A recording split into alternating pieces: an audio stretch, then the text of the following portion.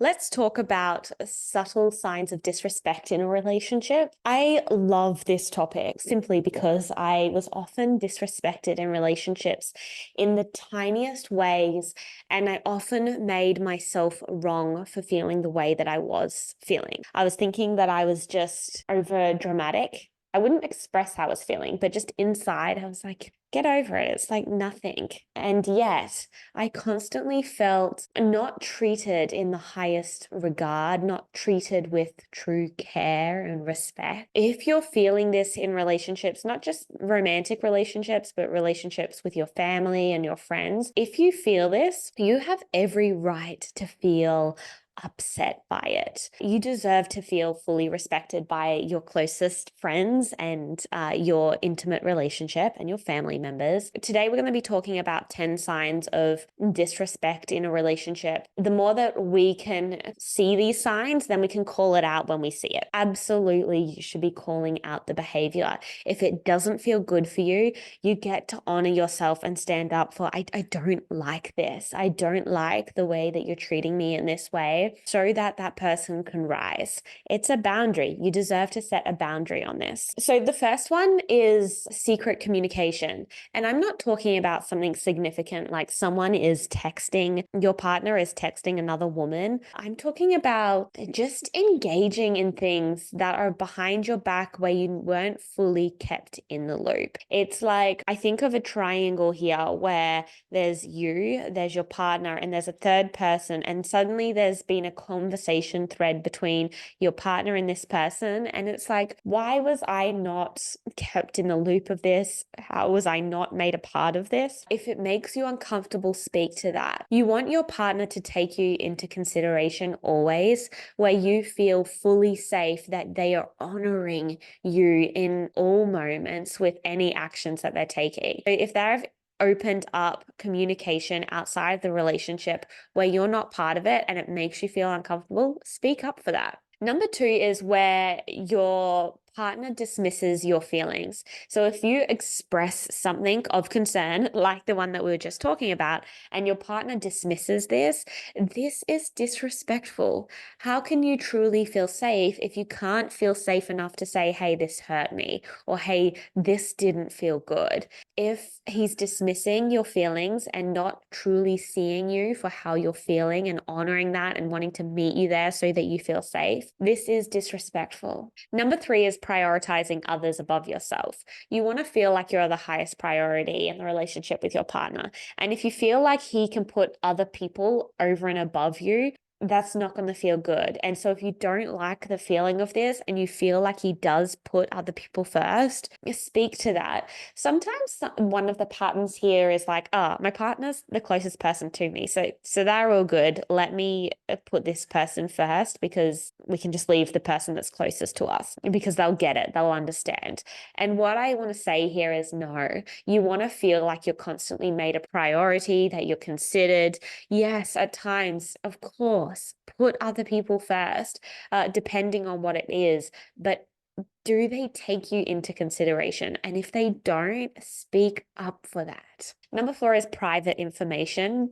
If you have expressed things that are vulnerable or just intimate, or not even that, the container of the relationship, you want to be able to feel safe to express everything.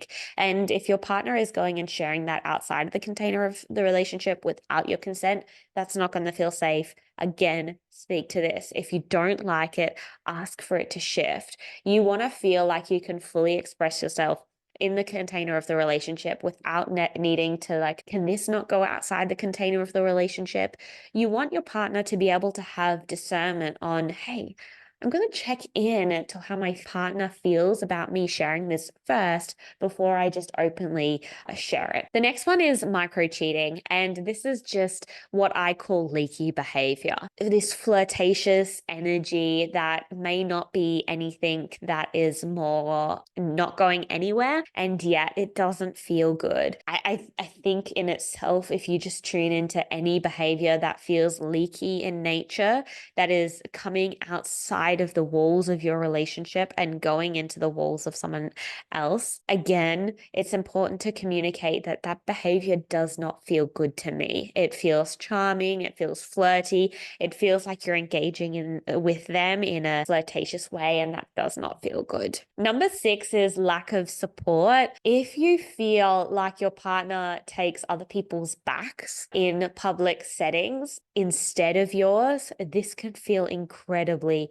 unsupportive and disrespectful. This is where I want you to pick up on all these subtle things. If you're feeling them, you're not too much for feeling them. It's not that you're too sensitive, it's that the way that your partner is treating you isn't in the utmost respectful manner, and he deserves to be called out on that. You're not too much, you're not too sensitive. There are actions here that are taking place that do not feel good. Honor that within yourself, speak up for that, and ask for him to rise. The next one is withholding affection. When you have expressed something, been vulnerable, maybe you went out and you're doing something for yourself and you didn't consider them, and then they withhold affection as opposed to fully communicating what exactly it was that upset them. This is manipulative, and it's controlling. And again, it's a behavior that is not going to feel good in a healthy relationship. The next one is ignoring boundaries. When you express something, do they meet you there at that boundary, or do they dismiss it, don't see it, walk over it? This boundary was never something that was communicated.